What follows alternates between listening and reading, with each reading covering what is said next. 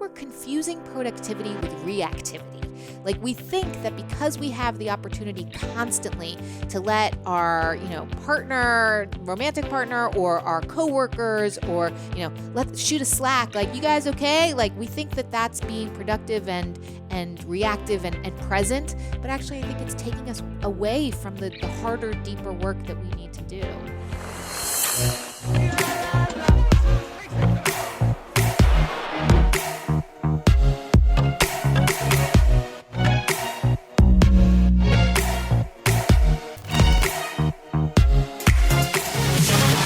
Welcome back, everyone, to the School of Greatness podcast. We have Manoush Zomorodi in the house. High five. Welcome to LA. Excited that you're here. I'm excited to be here. I can't remember who sent me the book, but originally, my publicist? Your publicist probably sent me the book, and I never heard of you. Thanks. And I remember I'd heard of you, Lewis. I appreciate it. So that was good. I never heard of you, but I saw the title of it, and I sent it to Christine. She's always the second one to say yes or no. Thanks, and Christine. she was like, at least let's get the book and check it out. So we got, I think, a couple of books. Yeah. And I looked at it and I was like, actually, this is a really important topic. It is. That initially I was like, is this going to be interesting? My initial thought. Because it had the word boredom in it? Well, it's just like bored and brilliant. But actually, when I saw it, I was like, I get it instantly because, and I was having a conversation with a friend of mine a couple days ago. Her name's Ariana. So Ariana, if you're listening, she's the former world record holder for in swimming, and she won a gold medal with the USA swimming team years ago. And she was in a kind of a stage in her life where she's like, I have all these options and all these things, and I'm whiteboarding my life right now, and these things I want to do, but nothing feels like right. And I said to her, I go, when was the last time you just took a break? Yeah. Like, you're so in your head, you're so analytical right now of the action steps and the option and what looks good on paper and what'll look good for your resume and this and that. I was like, go take 3 days where you don't have your phone and just dream and just like veg out, take hikes, work out, and allow yourself to dream. For me, every time I do that, the most powerful ideas open up for me about where I'm supposed to be heading. Do you do that regularly? I do it regularly in shorter spurts. A year and a half ago, or maybe it was 2 years ago, before this first book came out, I went to Hawaii. I went to the island of Kauai for 4 days, and I left. My team said, you need to leave your phone here. I was like, I'm going to take it with me and leave it in the hotel. They were like, no, you should leave it here. And I was like, did you really? I left my phone here. No computer, no phone, no electronics. Right when I got off the plane, it was terrifying. Right when I got off the plane, You're like, where do I go? I didn't know where to go. I forgot which oh my God, I lost that little piece of paper that they gave me. I forgot the car rental space. So I was like asking all the car rental places, like, do I have a reservation here? Do I have a reservation here? I had to ask for instructions. That's kind of hilarious. At gas stations, I had to stop to get directions, like old school. But it was the most beautiful thing ever. I remember just sitting in the ocean, looking up and realizing, like, I'm not about to go back to my phone in 10 minutes or like worried. I could just be. And it was unbelievable, the amount of peace and calm I had after those 4 days. So a long introduction of saying I'm super excited that this message is out, because I think it's something we all need to focus on, is being bored so we can have these brilliant ideas come to us. I think it's really interesting also that, like, first of all, that wouldn't have been the case just a decade ago, right, that somebody would have had to been like, leave this piece of metal behind in another state so that you can accomplish what you need to get done in your life. You're That's right. insane. Also, it's super weird to me that, like, and this is what I've been sort of talking about, is that we have to talk about things that, like, as a parent, I'm finding this especially, like, talk about things that we used to just take for granted as human beings, like eye contact, boredom, all these things that are now like sort of being taken out of our lives, but we're realizing, oh, no, wait.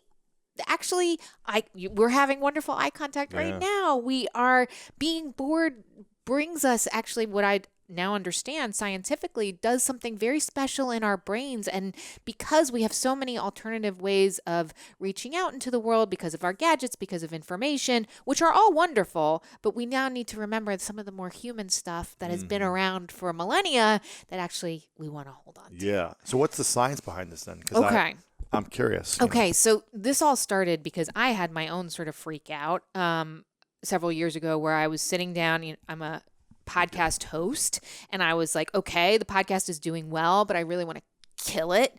and type A person that Crush I it. am. Let's yeah, grow. exactly. Me and Ariana Dominate. exactly sat No down sleep. and got to figure this out. And like there was kind of nothing there. And for me, it was different than writer's block because I've had that before where you're like, okay, I'm waiting for the muse. I can feel it's all bubbling up. I just can't get it out. It wasn't like that. It was like there was sand in my head. And so it made me think back like, well, when was the last time I had like really good ideas? And it was such a cliche, Luce. It was like, oh, it was when I was staring out the window in a car ride, or I'd wait in line for coffee and like just sort of let my mind go where it was. And I was like, oh, man, now every single spare moment that I have in my day, what is it filled with?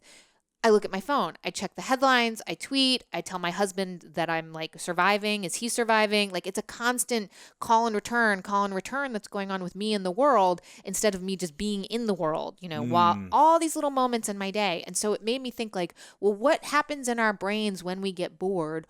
Or maybe more importantly, what if we never get bored ever again? Like, would that be a bad thing? We think of boredom as being great. You're not bored. That's awesome. But maybe not. So I went down this rabbit hole to understand what happens with boredom. And it turns out that when you get bored, you ignite a network in your brain called the default mode. So this is if you're folding the laundry or you're just lying on the couch or, you're doing something that doesn't require your brain to specifically think how it is physically moving or you're not focused on something. So the default mode activates, and that is actually where you do your most original thinking, you do problem solving, and you do something that I had never heard of called autobiographical planning. This is when you look back at your life, you take note of the highs and the lows, you build a personal narrative, your story, and then you look forward. You do something that psychologists call prospective bias. You look into the future, you figure out your goals, like your friend Ariana needed to do, and then you figure out the steps that you need to take to actually reach those goals. So like super important stuff that you cannot be doing if you can't tap that brain power if you're constantly tapping your screens. But what about also constantly in motion with something? If you're just constantly busy, are you able to do that as well? Even if you're not on your screen, but you're just like running around doing this. No, that requires active focus, right? It has to be something that comes, I think jogging is a great example. One foot in front of the other. I get my best ideas when I'm running. Do you listen to podcasts or music, or do you? I both, or sometimes I do nothing. That's like usually, the key, right? usually if I'm on the treadmill, I'll listen to a podcast, and I feel like I got to run forever. Yeah. But if I'm outside, I never listen to anything, and I feel like I want to run back fast almost every time because I have an idea that I want to go execute on. And I get great ideas when I'm running. I mean, because of this research, I changed what I listen to when I run. I used to always think of it as perfect time to listen to other people's podcasts. And, look, listen to podcasts. Obviously, you and I are, Keep fans of listening to my podcast exactly. when you work out. No, but now when I jog, I don't listen to anything. And the first 10 minutes are the worst. Oh my God. It's because it's exhausting, it's hard, it's challenging. You're and like, my brain can't settle brain's down, all over the place. and my legs hurt, and I keep thinking, this sucks. And then suddenly at around a mile and a half, something clicks over for me where I start to forget that I'm running and I get a little obsessive about something I'm thinking about and I start to work at it and chip away at it. And that is usually when the good stuff comes. I have to wait for it though. And I think that's the key here is our gadgets can't give us more minutes in the day. We still need to have the patience to get to the great ideas because otherwise we're just having a lot of mediocre ones that we're posting and tweeting and Instagramming about. That's it. So what's your practice now? Do you set aside time to be bored every day or to have a friend of mine calls this strategic fucking around? Oh, Beep. Yeah, exactly. Beeping that out. Strategic messing around where he's like, my greatest idea. He told me this about 8 years ago. He goes, so many people aren't taking time strategically to mess around, to mess off, to goof off. So with him They're on that. so in action or constantly creating that they're not allowing themselves to dream or see, is this working? Is this not working for me? Am I recovering? Things like that. That's a really, he gets his best ideas when he does that. He'll just spend 3 hours where he's like, we're just going to goof off right now. Yeah. We're just going to relax, kind of play around, do whatever we want to do, and then things open up. And I think so for me personally, I find it extremely hard, which is why it's so You have a hard. I kid, wrote a book about it. yeah. Yeah. I have two kids. Two I kids. have How old are they? they're 10 and 7. Oh my gosh. And I have a politics reporter husband who's, And whatever. you live in New York City. And I live in New York City.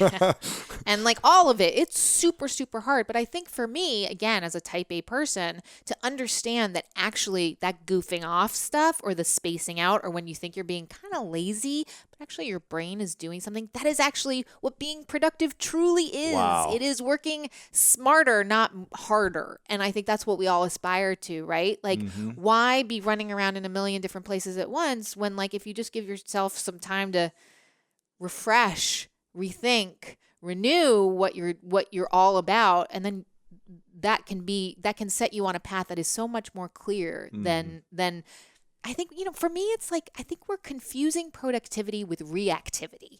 Like, we think that because we have the opportunity constantly to let our, partner, romantic partner, or our coworkers, or, let shoot a slack, like, you guys okay? Like, we think that that's being productive and reactive and present. But actually, I think it's taking us away from the harder, deeper work that we need to do.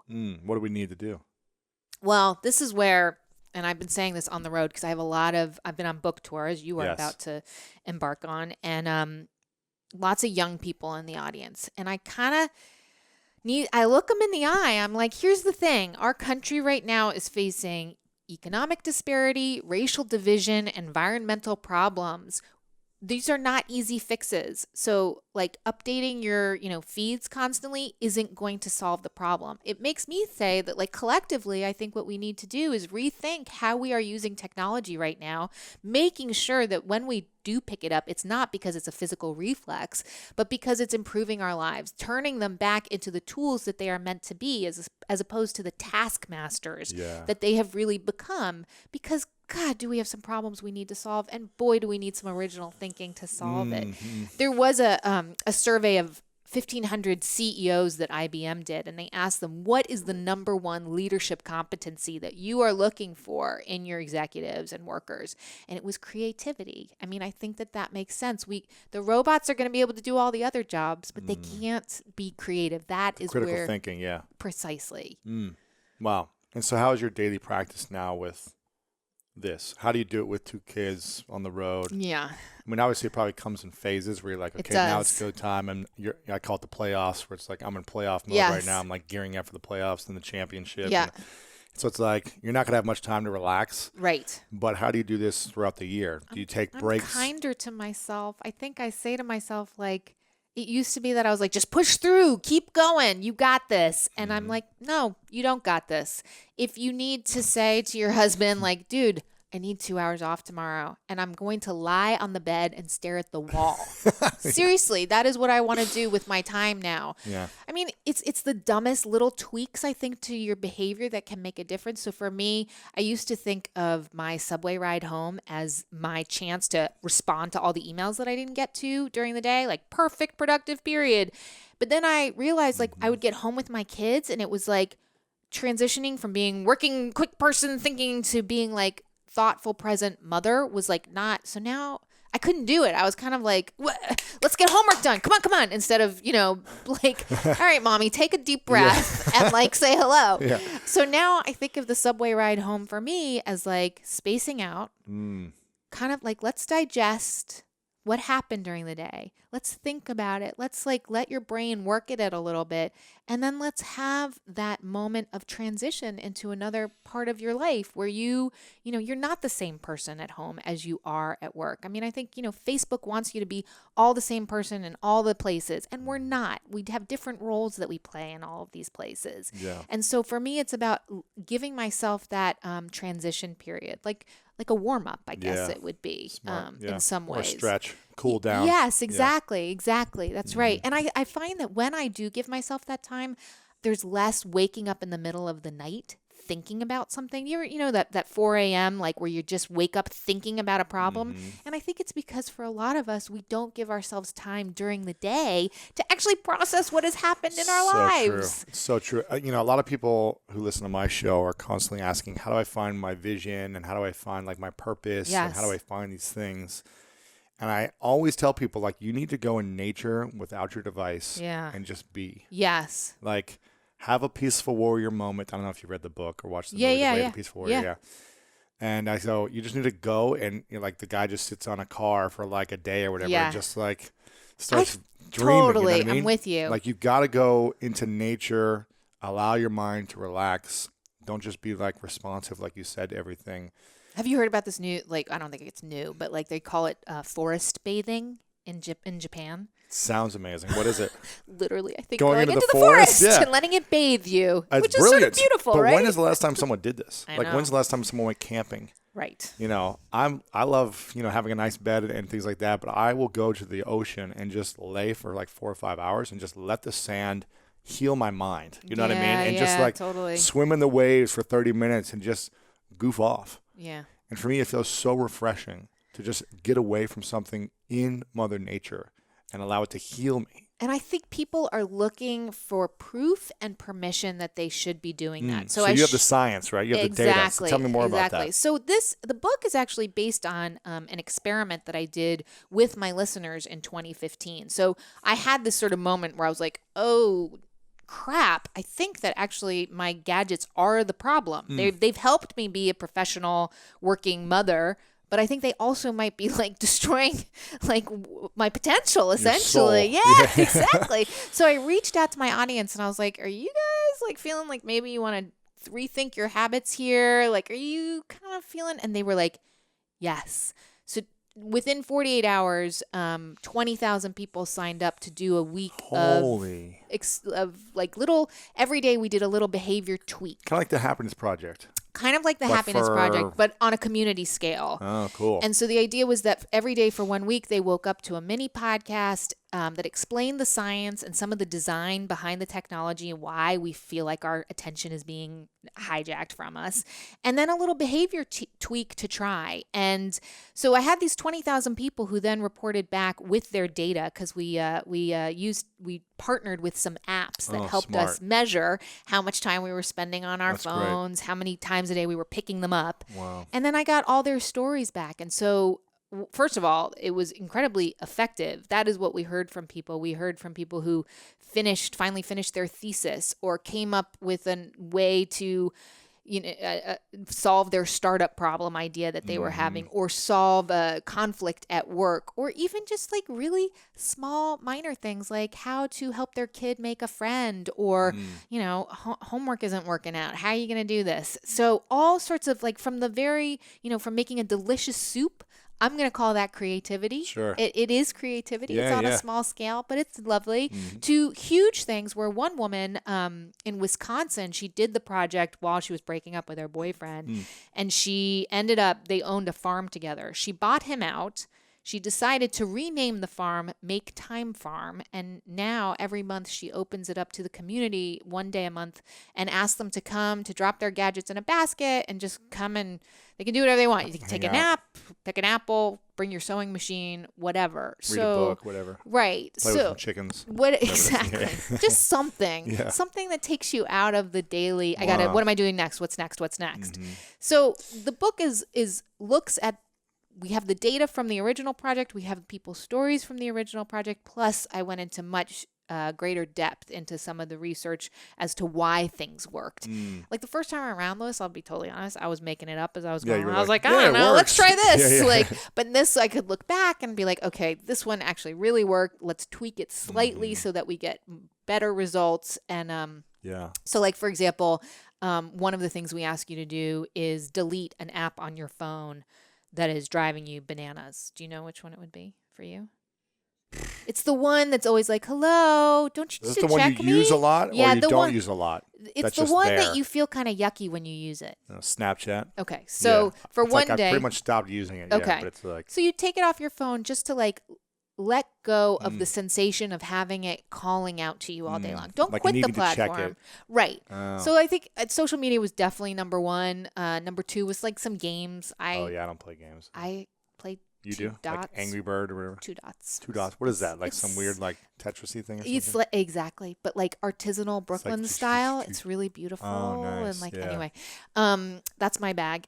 And other people, it was news, like the constant checking of the headlines, because that becomes its own sort of habit that you're constantly into. So we said to people, like, just take it off your phone for the day and see what it feels like. Just see what it feels like. And some people were like, I can't believe how many times a day my finger gravitated towards checking it. I want to know, is there an app that can tell you how many times you open and close your phone? Yes. And like any app? Is that what you That's tracked? what we did. Yeah. So Moment is the app for iOS. Break Free is the terrified. one for Apple. I'm terrified to see how many extraordinary. times, because I'll like just open for a second or two and then close it. And that's like, and the funny probably thing hundreds is, of times a day.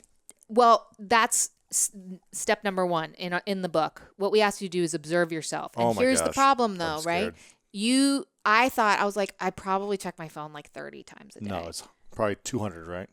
Yeah. What was it for you? It was between 90 and 100 a day. Yeah. And I wouldn't have believed it if I hadn't seen the raw data. Oh my God. And it tells you how much time you're on there, right? Oh my God. It wasn't, and for me, like, time wasn't as much, but I realized, like, I get into an elevator, I check my phone. I get out of an elevator, I check my phone. I walk through the door, I check my phone. It's like, smokers, like, they wake up, they light a cigarette. It's a linked habit that we see. And I think a lot of us have found, like, oh my God, I don't even know what I'm looking for. I'm just checking. Because I don't want to be bored. Exactly. I'm scared of being like peaceful with my thoughts or whatever, just by myself. Or not peaceful. Or just looking at someone in the eyes in the elevator. It's like I've got to check something and respond. Right. So interesting. I would love to like gamify that for myself and see how many times I do it for the first week, and then be like, okay, how can I get it under, 1/4 of this? Yes. So I'm really mindful every time I open my phone that it's intentional as opposed to reactive, right? Exactly. Like that you're like, and at this very moment, is what I'm about to do going to improve my life? Is it something I need to do right now? I mean, I think that it's just taking that a second. And of course, the problem is, though, that the business models of these platforms and apps is based on time with your eyeballs. And so that's not what they want. Their goal is to get you to check as many times a day as possible. And be addicted. Essentially. Yeah. Yeah. I mean, and I don't think it's a malicious thing. Like, No, but they're trying to make money. They're trying to make money. Like, get off our app. They're like, come back. Exactly. And I think, that all sounds very nice when you're like, oh, we've built a user experience that people enjoy and that's our job. That sounds much more benign than you have hijacked my attention and you are constantly addicting me to your platform to the point where I can't put you down. Yeah, I mean, listen, it's our responsibility to be on something or not be on it, but yeah. I mean, you know what I mean? I have to say, though, I think I used to think that, and I've changed my mind. Really? I have, because I think to be a person in the world today, how do you find a job? You need to be on LinkedIn. Sure, how do you stay in touch with your family members? You're on Facebook. Instagram, it's become, and I think that's where we're seeing the change in terms of the responsibility that these tech companies have to us as individuals and as communities. I mean, I think this past election has been fascinating to see sort of what influence these platforms have and the way that everything is being driven through them. We're getting all of our information and our connections, and we are emoting through them. And I think they're no longer just like, something fun you do. No, they are the very means that we are we spend our lives in exactly. And and so the question is, are they going to make us a more cohesive society or a more divided society? And I think the jury, unfortunately, is out. Yeah, it's challenging. But we also get to be self-aware and mindful of using them as well, I think. That is very true. I think we also can't be a victim to, these companies are manipulating our brains. Yes, they're designed to keep us attached to it, but once we're aware of that, hopefully we can create some boundaries for ourselves. Yes, right? And I think that's right. And I think that line is going to be drawn in a different place for every single person. It is, my phone doesn't look like your phone. Right. It is as personalized as the technology is these days. That's as personalized as the solution for each of us has to be. Like, we each need to figure out, like, some people I talk to, they're like, I don't know what your problem is. Just put down your damn phone. Right. And I'm like, okay, so that's cool for you, but look around. Somebody whether it is a parent or child or friend or coworker, is struggling, is feeling like this is driving them in a way that they maybe don't feel great about. Yeah. And whether that it's this like it's the tiniest feeling that people would describe to me. They're like, I just feel yucky. Yeah. Like I look up and 2 hours are gone. And what did I do with my what life? did I do? And as one researcher put it to me, the average person will spend 2 years of their life on Facebook. And if you've decided, Or how many years? Like a regular lifespan, Oh, the got it. average lifespan. Wow. Which if you've decided like, I love Facebook so much and I am having a ball on there and that is 2 years well spent, more power to you. 2 years. But what I'm hearing from people is that they don't like themselves when they're on there, that they're not productive. They're not creating something meaningful in the world. They're not making an impact. Or what I hear from a lot of people is they're comparing their lives constantly. Yeah, the performative aspects of it. I mean, I think the key though is it's not a digital detox. I don't really believe in that. I don't think it's on or off because life is not a binary, right? Like we have to figure out how to live with these things. And that comes back to your like personal choice question, which is like, okay, so how are you going to live with it so that it improves your life? Mm-hmm. How are you going to make it work for you as opposed to feel like you're constantly struggling with it? What's your biggest challenge as a mom right now? Oh, I've reached a new phase. It's a very new one. It's homework. And oh, man. Yeah. At 10 years old, they have homework? Tons of it. 7-year-old has homework. Oh, no. And I think, I wonder if you've been hearing this a lot from people, like, the parent-child relationship has changed. It is not like go upstairs, go do your homework, and then I'd call up for dinner time. You're doing it with them. Yes. Oh, my gosh. And it's a common core, which I mean, that's probably great for kids to have like the engagement of their parents there around her. You're like, no. I don't know. You're saying it's like enabling them to like, hey, I'm going to support you every day and you're going to expect this. And it's the I'm going to handhold you throughout the rest of your life. Exactly. My husband is like, are we going to be like tying their shoelaces when they're like juniors in college? I'm like, I don't know. At this rate, maybe. They're 7 and 10 though. I mean, I didn't know what I was doing with homework at 15, so. Right. Well, that brings us back. Maybe they just need a tutor, or who knows? Maybe that might be the answer. I mean, but what I am gearing up for is the smartphone thing because they don't have it yet. Not yet. And that's like 11, 12. Yes, right? Exactly. And like that, what you just said is really funny. You're like at 15 and you didn't know what you were doing. Imagine being 15, not know what you're doing, but then being given this powerful tool that has the computing power in it that like the space program had in the 60s. Right. Do you know what I mean? And we're asking these kids to self-regulate. No chance. When I'm a Gen Xer and like I can't self-regulate. How could like some like sweet 13-year-old possibly figure it out? Do they have iPads right now? We do have an iPad, and it's a constant Are they just constantly struggle. on it? They just want playing to games be. Yeah, it's. I mean, I just realized I am so not a special snowflake. I might know all of these things, but my struggle is just like every other parent's, where it's the constant negotiation. But I am trying really hard. Do you know Jane McGonigal? Mm-mm. You should have her on your show. She's amazing. She's a game designer and a futurist at the Institute for the Future in Palo Alto. Wow. And she was talking to me about ways that she is looking at how parents can talk to their kids about their screen time and their iPad time so that it's less sort of, constant fighting. Right. So her whole thing is, and I did try it with my kid, so he went to a sleepover, his first sleepover, and he was playing video games, of course, all night. And he came with the kids, with the other kids. Yeah, totally. Like, and that's fine. Yeah. And he came home, and I was like, so this was based on Jane's sort of coaching of me, which is that you, instead of being like, oh my God, get off the screen, get off the iPad, you're wasting your life, which shows like very little respect for something that the kid obviously enjoys or wants to do. Exactly. So how do you sort of broach that? So I was like, she was like, so say like, what did you learn? So I was like, what did you learn? And he's like, we killed the aliens. And I was like, okay, nope, got to keep going here. I was like, no, what? Her key is to ask questions that tie what they're doing on the screen to real life. Mm-hmm. So I was like, what did you have to do to kill the aliens? Digging in deeper. And then finally he got to the point where like we were on teams and we had to focus really hard and like that's cool. Exactly. So he got to this point where he started to look analytically at what he was doing. It showed me that I started to care about what he was doing too. He saw that my eyes lit up a little bit. We had a moment. And then the next time I was like, let's put the iPad away. Like it wasn't a struggle or a fight. It wasn't like, it was like, okay, cool. That's cool. Yeah. It's funny because I played video games from like 5 to maybe 9. We had Nintendo, and that was like when Nintendo came out in the early 80s or mid 80s or whatever it was. So it was the big thing, and I was pretty much addicted for like 3-4 hours a day for a couple of years. And right? Did your parents have? They were regulating opinions? it. Yeah, they were constantly like it was the thing. But I got really good. Like I got really good at different games, and I learned how to be disciplined and focused, and how to. When I would die, whatever, Mario or something, when I would die, I would just like learn how to adjust. And I constantly learned from the games. And then I kind of just got over playing games at like 10, 11, and I started focusing always on sports. Because you were good at sports. Well, it's just like I wanted to be outside. I wanted to do something than just sit by myself all day. And so I started playing sports more and became obsessed with sports. And I feel like I learned a lot from video games and applied it to sports.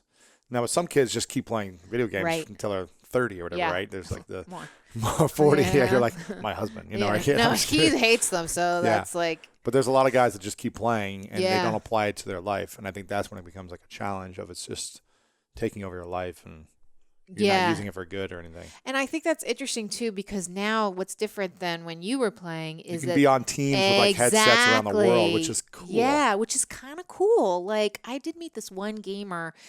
She plays for the varsity, and it's a thing now. There's like leagues and stuff, there's leagues and championships. stuff. She has a scholarship, like on a varsity video. You mean out of school? Oh yeah. No way. Oh yeah. No, I thought I meant like professional leagues. No. She has a scholarship at a college in Chicago. No way. Yeah. Where she plays, online. Oh God, something World of Warcraft. That's what it is. Yes. Yeah. And so she Halo or whatever. So she has to go to practice. Shut up. Yeah, just like you would have had to 2 hours a day. Oh my gosh! And then they have schooling for free.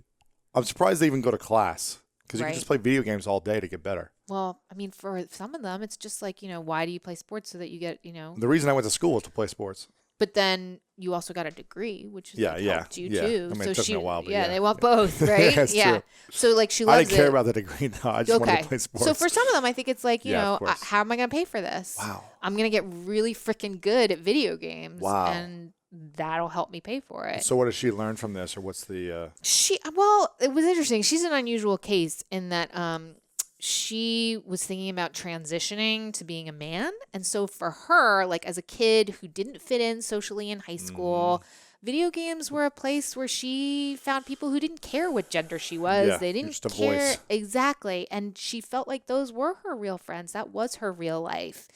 I worry that somebody like that is going to have a hard time if and when they do have to work in an office where you actually have to like sit around a table and have a meeting and things like that. But, a lot of work is online now these days and they won't. But so, for her, it's like the positives were school is paid for. Right. She's with like-minded people. Not positive part is like, God, she's inside a lot.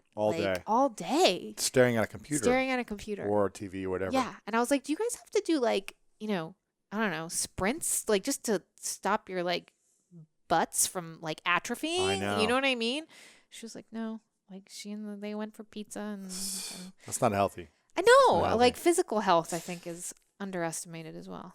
So let's get back into more about this, because is there any more science or data that just continues to prove that either taking 10 minutes a day, and what are the activities that actually help with this? The non-active, active activities, I guess. Is it meditation a part of this?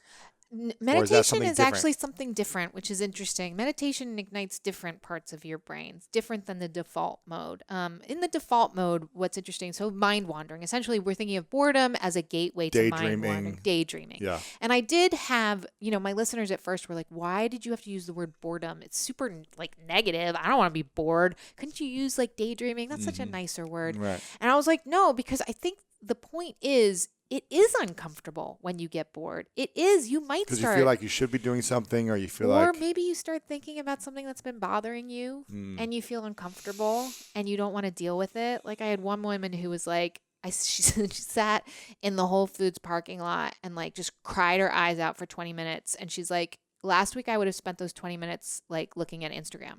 But she's like, I needed to deal with some shit in my life. Right. And like, yeah, we got to deal with some stuff in our lives. And I had one woman she was a girl at one of my bookstore talks. She was like, I don't think I want to do this because when I'm not on social media, I'm really lonely.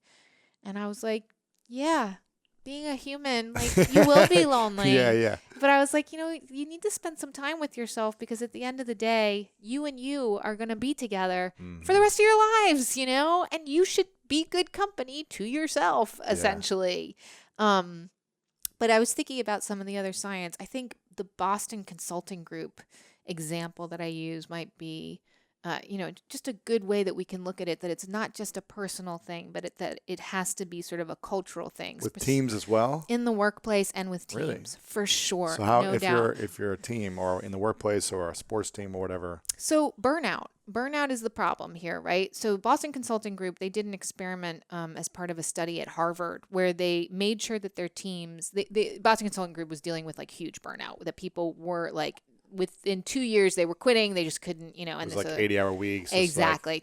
On call stress. all the time, all of it. And, of course, retention is a real problem with, like, in terms of spending money for a corporation, having to rehire people. It's a lot. It's a lot of time and money. So they were like, how can we increase retention? And what they tried to do was they purposefully had time off to the point where you were told these days you are not to answer your phone. You are to do something like cooking or exercising or spending time with your family. Your colleagues have your back.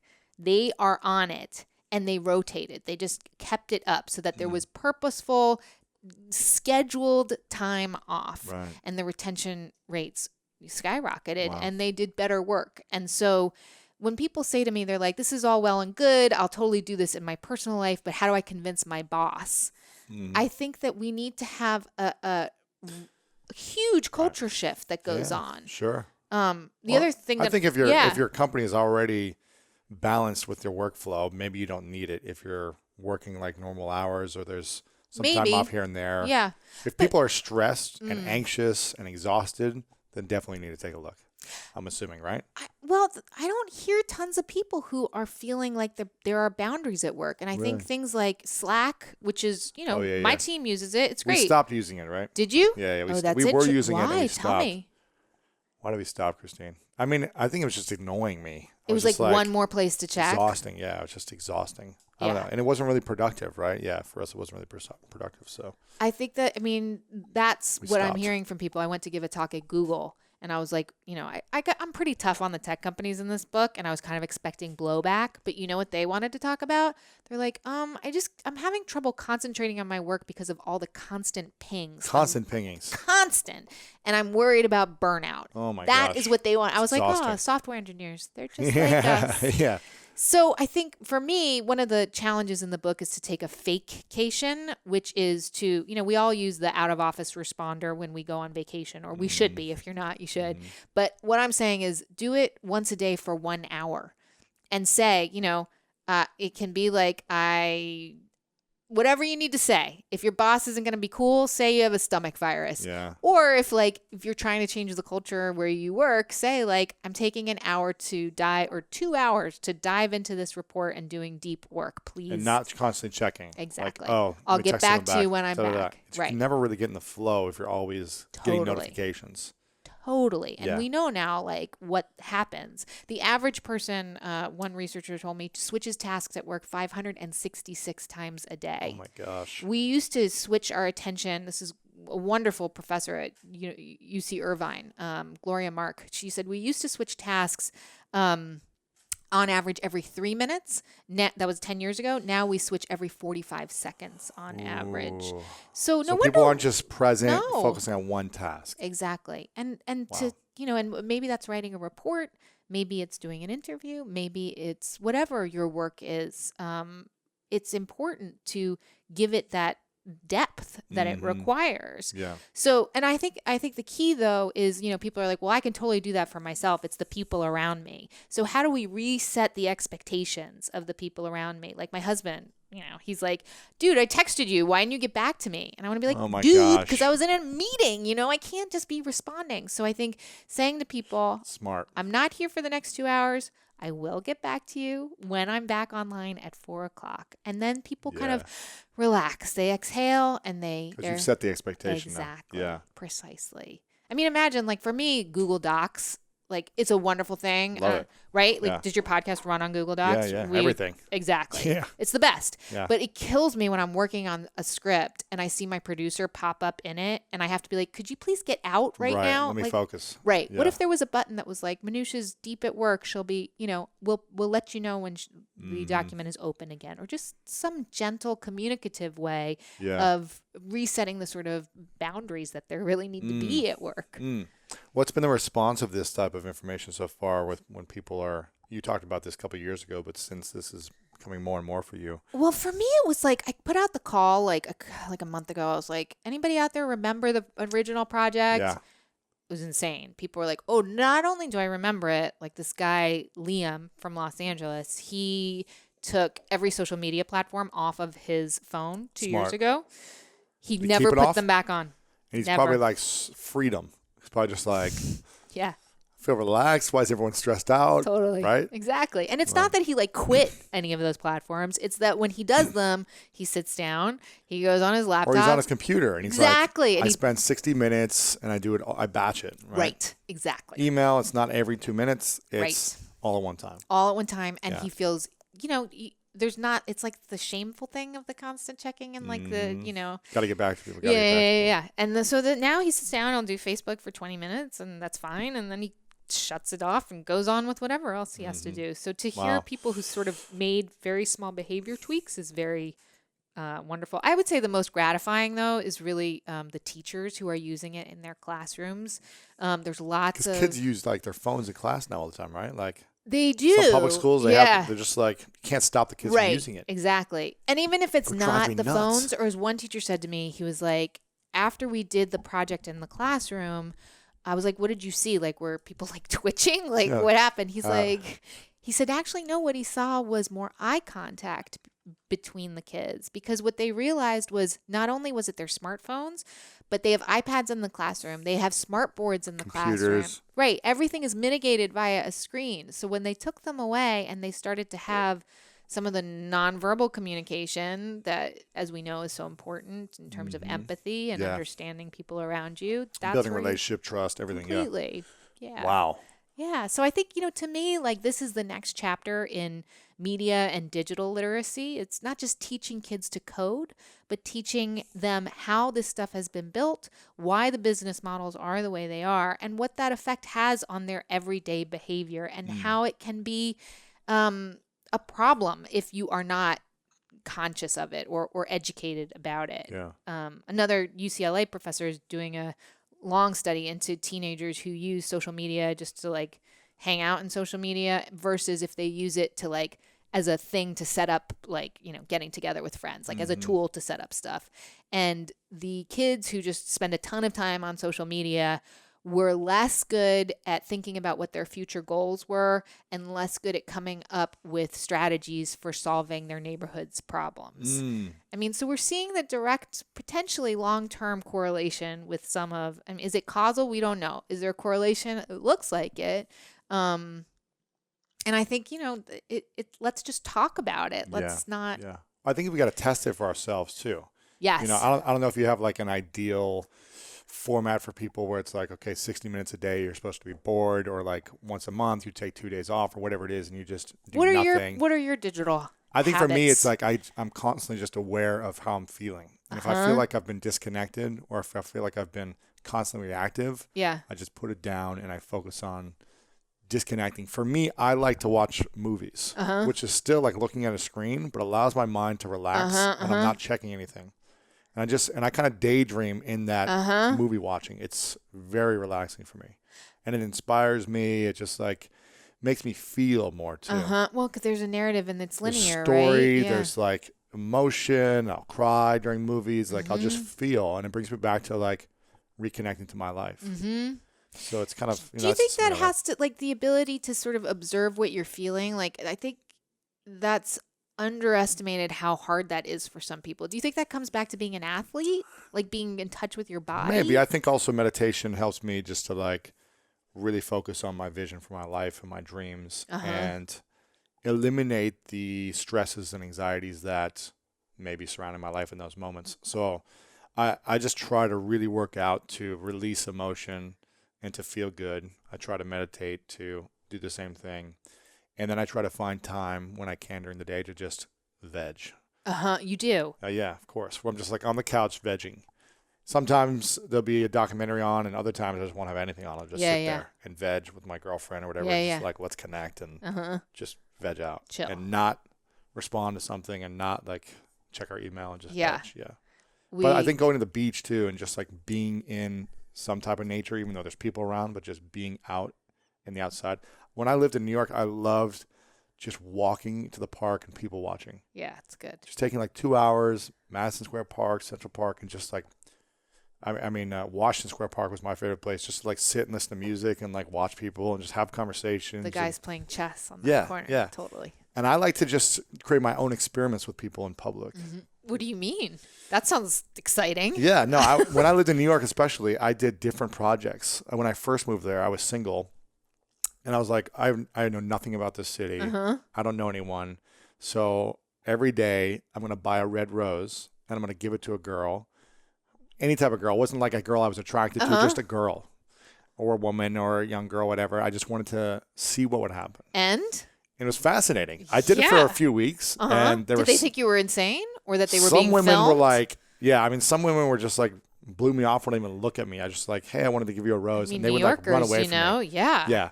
And other people were like, wow, that was so thoughtful. Like, thank you. Why? And I just said, I just wanted to have conversations with people and acknowledge people for, how they show up in the world. And I would just try to find people I felt like could use a rose. And so I would just have conversations. That's super and I felt weird, like dude. I kind of love it, though. Yeah. Very weird and different. But I try to do that to one, get out of my comfort zone. Yeah. And just experiment with stuff and just be like, oh, let's see what happens. So modern day Romeo. Right, exactly. It only lasted for a couple weeks. And then roses are expensive. And then I started dating someone. And I was like, did you meet them via the experiment? I met someone that I gave the rose to and kind of like wasn't really dating, but was like, hanging out and having fun. And then it didn't work out. But it was a fun experiment. And I was like, okay, I've met people and, I was doing other stuff. But it made you get out in the world. It made me get out in the world. Yeah. And not be on my phone and just like connect. Well, I think like what is funny about it is like that there's such a specific goal that you had to like, but every day you could reach your goal. It was very one rose, do this one thing. Person. That's it. Yeah, and that's way more attainable than like make sure you meet people in New York because that's hard. No, but like setting like small little behaviors, like maybe or not like so write small. a poem for someone or whatever. Yeah. That might be a little weird too, but it's like super sing weird. a song for someone, do something that's different. They're going to remember it. These people like would smile and they would remember it, So I had a funny thing somebody said to me the other day. This woman, a younger woman I work with, came in and she was like, oh my God, I just saw someone that I'm friends with on Instagram, but I don't really know her, but I know everything about her life because of Instagram, but I don't know whether it's appropriate for me to say hello to her in real life. Like it was like she was like literally living in two separate worlds. And the crossover was gone. And I didn't know how to feel about it. I was like, well, on the one hand, she seems very real to you. Maybe, so you're having this relationship with her online. I don't want to diminish that. If that feels real to you, then that feels real to you. On the other hand, that is so messed up that like you couldn't even go up to them and be like, hey, so-and-so, you and I are buds on the thing. And maybe we could all, but be then real life buds. Right. Yeah. But that would be seen, and she was like, oh no, like that would be seen as inappropriate or weird. Yeah, like not. Why do you talk to them online? Yeah, why do you connect? It's like they're two different weird. Like right, it's like there's a different planet, like two different planets. I don't know. I'm trying to live online in a way that it works with my IRL life too. Like like but that's me. So IRL. Yeah, right. IRL life. I don't know. Do you that's talk redundant, in tone, but yeah. text Right. Exactly. What do you wish more people would ask you that they don't ask? Oh gosh, that's a whether really about this good topic or about question. anything in general. What do I wish they would ask me? I think it would be something gendered about women. What do you mean? It's been a really interesting experience to when I started doing my podcast, it was really more about the tech economy. And my background was as a hardcore journalist at the BBC with Reuters. And, and I very quickly learned that, well, maybe not quick enough, that what my audience didn't need was another place to understand, what sort of 10x returns there were or what upgrades there were. But what they wanted was a place to understand how to deal, like a guide to dealing with this accelerating world, how technology was changing, how they found romance. Yeah. You're rather old fashioned, I'm afraid. Yeah. Or whatever work they did. And so that I think is seen as a very sort of female approach to covering technology. And I had some guy ask me the other day at a book tour. He's like, I don't get it. You're kind of like about like wellness, but then you also know a lot about like encryption and privacy. And as my producer said, like, yeah, you can wear yoga pants and care about encryption too. Like that it doesn't, like, it's not just about the techies anymore. That I don't think we're even going to use the word tech or digital in like 10 years. It's just life now. And so we have to apply some of the things that you talk about on your podcast all the time to how we use the technology, especially with AI and VR and all of these other 2 consonant or letter things that are coming that are going to change our lives. And where I do think at a crossroads right now, where we have to decide where we want the humans to continue to make the decisions and what we are okay with handing over to the algorithms. And it's hard and it's complicated, but it matters in ways that it's not just about the latest startup or whatever. Yeah. It's really affecting people's lives. Something I love about doing an in-person podcast is it forces me to connect. Yes. And there's a reason why I don't do sitting next to someone. Oh, really? Like 2 chairs side by side, because I feel like you still leave eye contact. Or sitting across from you, we looked at each other in the eyes probably 70% of the time. Yes. And it's I a feel little like disconcerting, Louis. I'm not used to it. Yeah. Most people aren't. Yeah. And I feel like that's when you can tap into the greatest information. Yeah.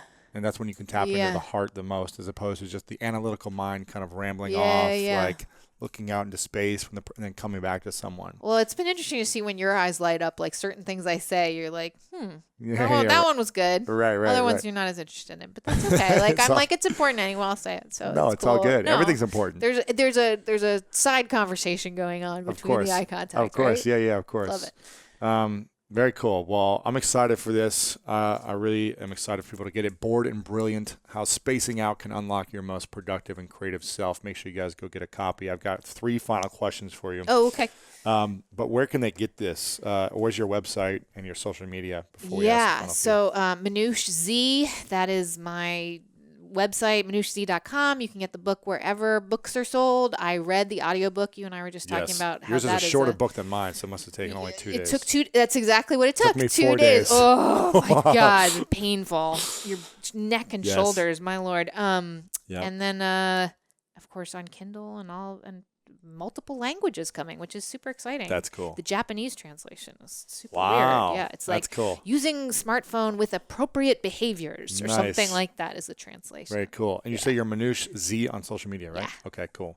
Yeah. So make sure you guys go get a copy of the book. We'll have it all linked up. Come say hi on Twitter or wherever. Everywhere. Where do you hang out most? Mostly Twitter, actually. Twitter. Okay, I know the cool. trolls will come and get me soon enough, but for now, I'm still there. I'll be there with you. And then your podcast, Note to Self, that's everywhere. Yeah. iTunes, Spotify. Are you on Spotify yet or no? Yes, we are, because I'm part of WNYC Studios. That's so cool. We're part of it. Very cool. Yeah. Awesome. We have a lot of fun. And you do it once a week, right? We do it once a week. We might change that. I don't know. We're thinking. Well, I want to do more big projects like this. That's what you should do. Yeah, I think once a week with like a micro project every week too. Yeah, or something, that'd be cool, right? Yeah, would be. I think. Final few questions. This is called the 3 truths. Okay. So if you this is your last day many years from now. Yeah. And you've done everything you want in your life, but for whatever reason, it was all erased. All your podcasts, your books, anything you ever do for the rest of your life is gone. But you have a piece of paper and a pen that you get to write down 3 things you know to be true. Oh, wow. From all the experiences you've had in your life. Yeah. All the lessons, everything. What would you say are your 3 truths or 3 lessons? This is all people would have to remember you by. What I want them to be aspirationally. Yeah. For the world to remember you by, and this is all they would have. For the world to remember me by. She helped, like, can I, in the third person? I would say the truths for others. Truths for like others. The best way to live life, or your lessons that you would share with the world. Right. Yeah. Okay. So just because it's not scientifically proven doesn't mean that something you sense is happening to you isn't true. Can I explain why? Sure. So the reason why I say that one is because we are only now seeing a lot of the science and research done regarding how smartphones are changing our brains, whereas a couple of years ago, a lot of us were saying, like, I feel like my brain is changing. Yet you were right. Listen to that. The science sometimes can't keep up. Okay, so that's number one. Not to say that science isn't, like, a wonderful thing. Sure. Number two. Play the long game. I just feel like that one just keeps coming back and biting me on the ass over and over again. Just like, it's okay if it doesn't work out today or tomorrow or next week or next month. Look forward, look forward, look forward. Yeah. And enjoy where you are right now, because that's okay too. Number three. What would number three be? This is hard. This is really hard. Number three would be, I'm trying to decide between compassion and sleep. Sleep's a good one. Don't it could be both. Yeah. Compassionate sleep. Be compassionate to yourself. Let yourself sleep. It's okay. Rest is vital. Yeah, it is. It is vital. It's so important. Yeah. And if we're not recovering, we're going to be like stressed out throughout the day. Yeah. I like those. I might have to change them if I ever come back. I don't know. Okay. Now that's going to stick with me, that question. That's a That's good thing to, like, what would those answers be? That's a wonderful thing to carry with you anyway. Yeah, it's fun. Love that. that. Before I ask the final question, I want to acknowledge you for a moment, Manoush, for bringing to light the thing that people are missing out on so much right now. People are missing out on the ability to be bored, to daydream, and to allow their minds to relax and not feel so reactive. I think it's probably one of the most important things right now to help our brains recover, besides sleep, is during the day, the things we're not doing. As opposed to focusing on doing things every day. So for you working on this and really bringing it to light and sharing it with the world, it's making a massive impact. Oh, that's really nice. Thank you, Louis. That's why I do it. Like that, like if you, honestly, that one person who says to you, you changed how I think about how I want to live my life. You're like, oh, that's what it's all about. Yeah. Final questions. What's your definition of greatness? Oh, my definition of greatness is that it's always going to be different than your definition of greatness. Only you know. Don't let anyone else define your greatness for you. It's that moment when you feel like there's glitter sprinkled over your life. It's that moment when I know, like, it's different at work. Like at work, it's like when we've like really worked on a podcast and like we've mixed it really beautifully and like the timing is right and like we call it the zhuzh is just there. And I just feel this like, so good, you know? Yeah. Okay, so that's at home. And then there, family stuff. There's constant balancing act going on. But that moment when, like, the four of us, the family unit, we're all laughing at one thing. That is greatness. And we're not trying to kill each other or somebody's not crying or mad or whatever. But we're all cracking up at the same thing. Right. That is greatness. Love it. Manoush, thank you so much. So Appreciate fun. you. I love awesome. doing this. This is great. It's great. Thank you.